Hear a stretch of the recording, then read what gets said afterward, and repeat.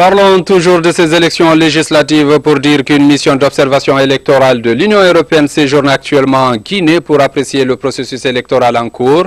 Ce matin, nos reporters ont rencontré le chef adjoint de cette mission pour s'imprégner de leur méthode de travail. Compte rendu, Thierno Ousmane Diallo, Moussa Bangoura. C'est à l'intérieur de ce bâtiment à Koléa que travaille la mission d'observation électorale de l'Union européenne. Ces observateurs seront au nombre de 70 le jour du scrutin. Ils vont être appuyés par une dizaine de diplomates en poste à Conakry. On a reçu à Conakry le 27 août dernier 24 observateurs de longue durée qu'on a formés ici et qu'on a déployés le samedi 31 sur l'étendue du territoire national.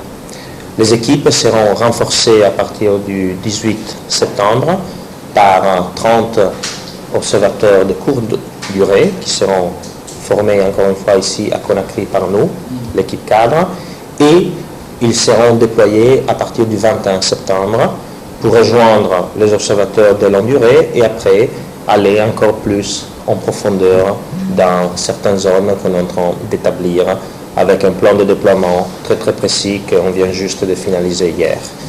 Les premiers agents de cette mission sont à Conakry depuis le 22 août 2013. Sur les rapports qu'entretiennent les observateurs de la mission de l'Union européenne avec la représentation diplomatique de cette institution, le chef observateur adjoint précise.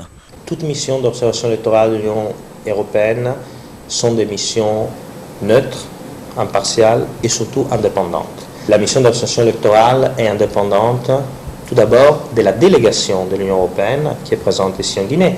Sur le plan méthodologique, notre mission va se baser uniquement sur les faits. Les rumeurs qui ne sont pas constatées par des faits, qui ne sont pas observées, ne feront jamais partie de nos observations ni de nos conclusions. La mission d'observation électorale de l'Union européenne rendra son rapport provisoire 2 jours après le scrutin.